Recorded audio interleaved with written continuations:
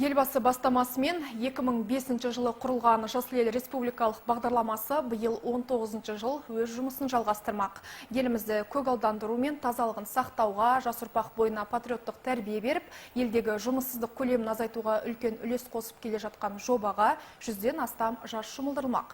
Бүгін Қазығұрт ауданында жаңа маусым басталды.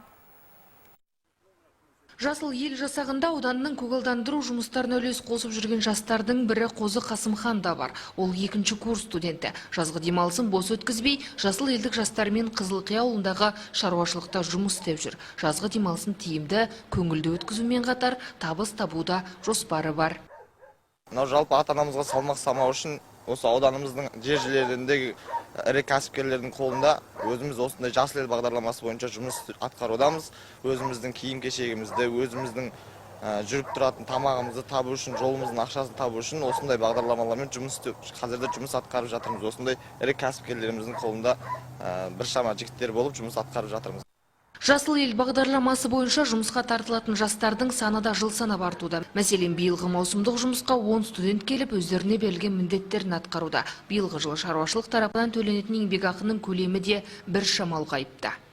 Елімізде жастарды қолға қосқан бағдарлама, Жасыл ел бағдарламасы өте тиімді. Әсіресе кәсіпкерлер үшін жазды күні каникулға жігіттерді тиімді пайдаланамыз. Студенттер жаңағы қаражат тауып, әке-шешесіне жәрдем беріп, өкіметтен қаражат алып, бізден қаражат алып, сондай еңбек етіп жатқан жайы бар. Жалпы бағдарламаның негізгі мақсаты жастардың күшімен елімізді көгалдандыру, елді мекен айналасын жасыл ағаштармен көмкеріп көркейту. Сонымен қатар жастардың отанға, жерге, табиғатқа деген патриоттық сезімін ояту. Ең бастысы, жылына қанша жасты жұмысқа тарта отырып, олардың арасындағы жұмыссыздықты төмендету. Қазығұрт ауданынан Динар Нақбек, Ербол Мақашев, Тұра Ньюс.